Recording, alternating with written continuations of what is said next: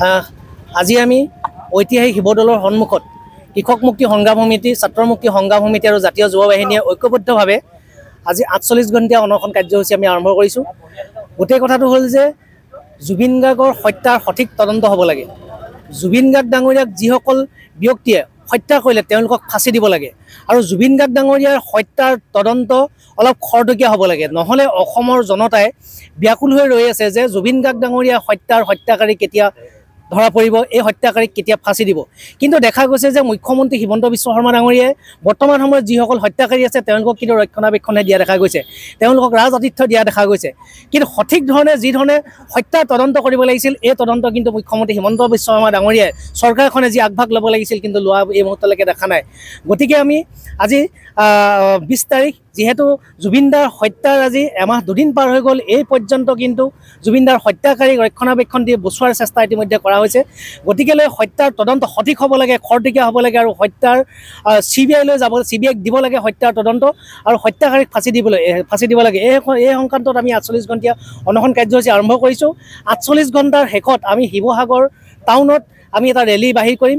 এই ৰেলীৰ জৰিয়তে আমি দাবী জনাম যে জুবিন গাৰ্গ ডাঙৰীয়াৰ মৃত্যুৰ হত্যাৰ তদন্ত হ'ব লাগে, সঠিক তদন্ত হ'ব লাগে। আমি মুখ্যমন্ত্ৰী হিমন্ত বিশ্ব শৰ্মা ডাঙৰীয়াক আকৌ আহ্বান জনাইছোঁ, অসমৰ জনতাৰে কিন্তু ক্ষোভৰ অগ্নি বুকুত লৈ জনতা কিন্তু জীয়াই আছে।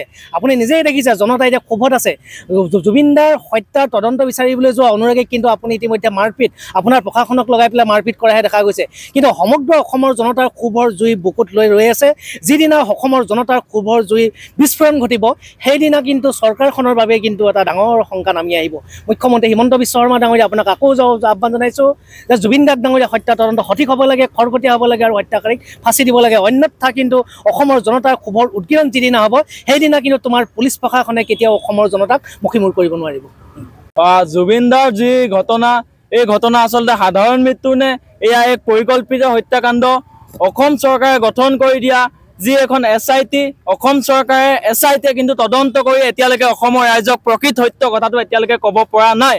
SIT-য়ে তদন্ত কৰি গোটেই কথাবিলাক অসমৰ ৰাইজক ক'ব পৰা নাই। আজি SIT-য়ে কি কৰি আছে?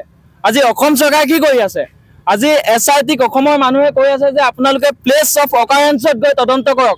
য'ত ঘটনাটো সংঘটিত হৈছিল ছিংগাপুৰত গৈ তদন্ত কৰি উচিত বিচাৰ অসমৰ ৰাইজক দিয়ক, জুবিন দাক ন্যায় প্ৰদান কৰক। কিন্তু এই চৰকাৰে SIT-য়ে এতিয়ালৈকে কোনো ধৰণৰ কিন্তু গুৰুত্বপূৰ্ণ কাম কৰা আমি দেখা পোৱা নাই। আমি ছাত্ৰ মুক্তি সংগ্ৰাম সমিতি, কৃষক মুক্তি সংগ্ৰাম সমিতি, জাতীয় যুৱ বাহিনীয়ে আজিৰ পৰা 48 ঘণ্টীয়া অনশন কাৰ্যসূচী ৰূপায়ণ কৰিছোঁ। আৰু আজি আমি এই কাৰ্যসূচীৰ জৰিয়তে অসম চৰকাৰ তথা অসম আৰক্ষীক এটা কথা জনাই দিব বিচাৰিছোঁ, এটা কথা স্পষ্ট কৰি দিব বিচাৰিছোঁ, যদি অনতি পলমে জুবিন দাক যদি ন্যায় প্ৰদান নকৰে অনাগত দিনত কিন্তু ইয়াতকৈ ভয়াৱহ কাৰ্যসূচীৰ সৃষ্টি হ'ব। আজি আমি অনাগত দিনত কেইবাটাও কাৰ্যসূচী লৈছোঁ।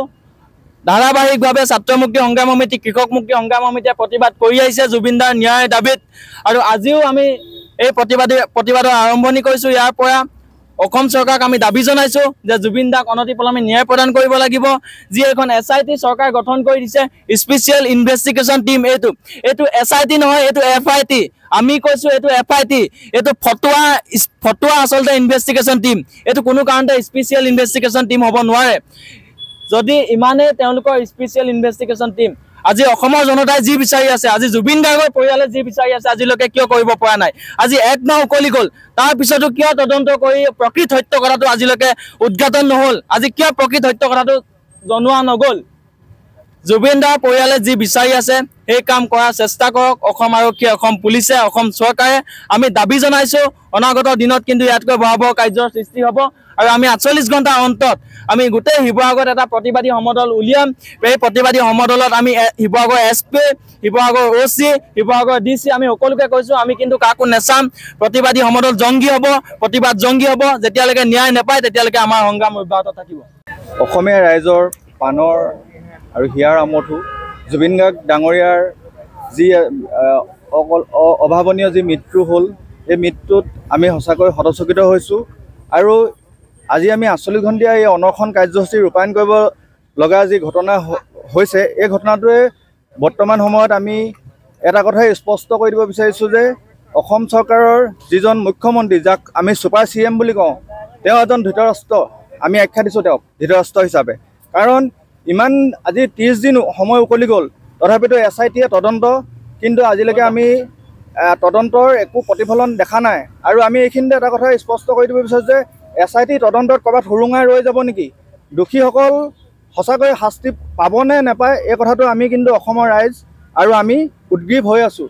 আৰু অনাগত দিনত এই দোষীসকলে যদি শাস্তি নাপায় তেতিয়াহ'লে এটা কথাই আমি স্পষ্ট কৰি দিছোঁ যে চৰকাৰখনৰ হেমাহিত শাস্তিটো তেওঁলোকে নাপাব পাৰে। এইখিনিয়ে কৈ আৰু দোষীসকলক কঠোৰ শাস্তি দাবী জনাইছোঁ।